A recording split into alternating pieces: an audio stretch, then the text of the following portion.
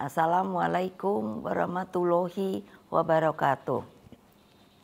Salam sejahtera untuk kita semua. Om Swastiastu, Namo Buddhaya. Salam kebajikan, Rahayu. Salam Pancasila, Merdeka. Saudara-saudara sekalian, seluruh rakyat Indonesia yang saya cintai dan banggakan dimanapun kalian berada. Puji syukur kehadirat Allah Subhanahu wa Ta'ala atas rahmat dan karunia-Nya yang diberikan kepada kita semua. Pada momentum yang sangat baik ini, setelah mendengarkan dengan seksama terhadap apa yang terjadi dalam kehidupan politik kita masa sekarang dan mempertimbangkan segala sesuatunya dengan hati nurani yang jernih sebagai kontemplasi, maka saya memutuskan sudah tiba saatnya untuk berbicara dengan nurani, berbicara dengan tuntunan akal sehat, dan berbicara dengan kebenaran yang hakiki.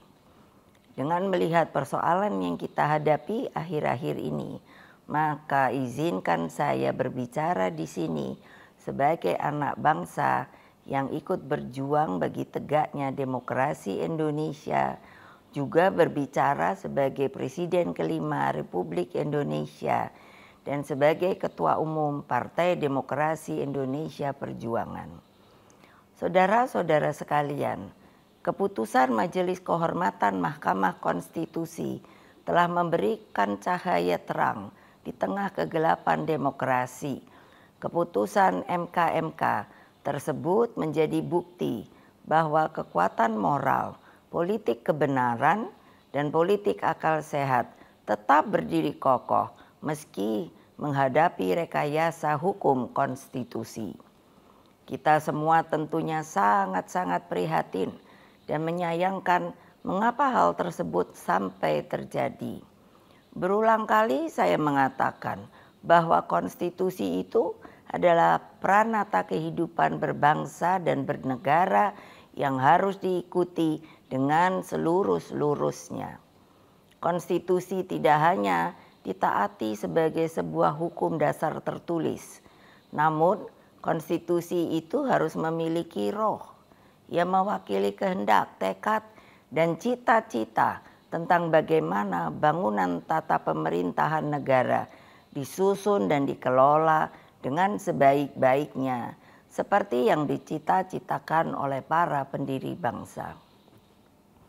Apa yang terjadi saat ini mengingatkan saya ketika sebagai Presiden Republik Indonesia saat itu diperintahkan melalui perubahan ketiga Undang-Undang Dasar 1945 yang diatur dalam pasal 7B, pasal 24 ayat 2 dan pasal 24C tentang dibentuknya Mahkamah Konstitusi.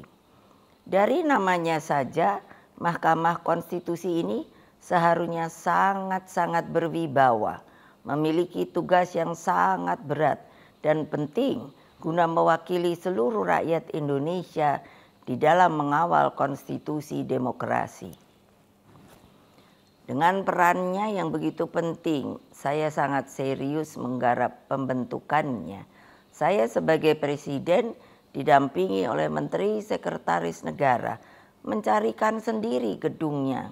Dan saya putuskan berada di dekat istana, yaitu suatu tempat yang sangat strategis yang disebut sebagai Ring 1, sehingga Mahkamah Konstitusi tersebut harus bermanfaat bukan bagi perorangan, tapi bagi rakyat, bangsa, dan negara.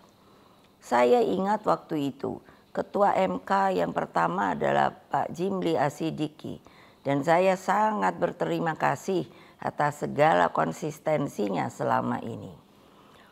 Saudara-saudara sekalian, seluruh rakyat Indonesia yang saya cintai dan banggakan, dengan seluruh suasana kebatinan terkait pembentukan MK ini, apa yang menjadi kehendak rakyat melalui reformasi adalah suatu perlawanan terhadap watak dan kultur pemerintahan yang pada waktu itu memang sangat otoriter.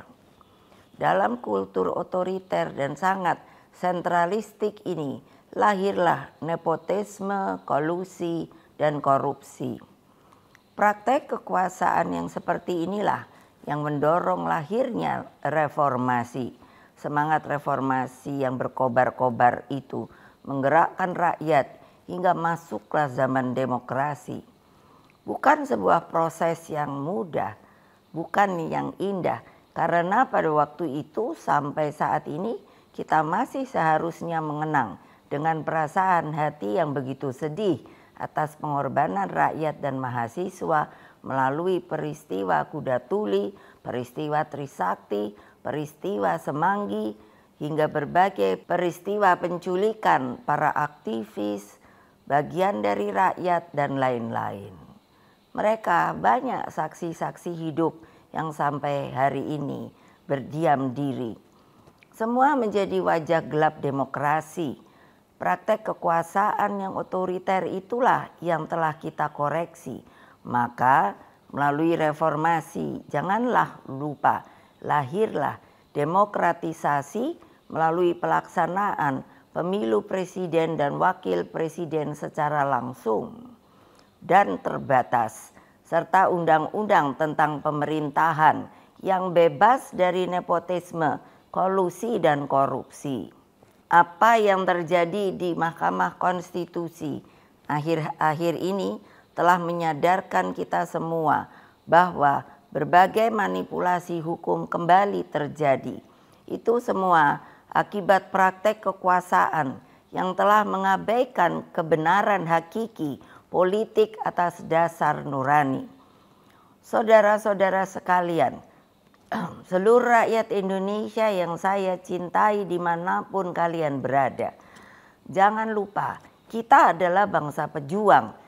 Kita bangsa yang mampu mengatasi berbagai cobaan sejarah.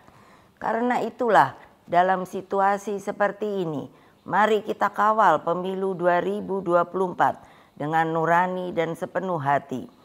Kita jadikan pemilu 2024 sebagai momentum untuk mendapatkan pemimpin terbaik yang benar-benar mewakili seluruh kehendak rakyat Indonesia, mengayomi agar Indonesia menjadi bangsa hebat, unggul, dan berdiri di atas kaki sendiri.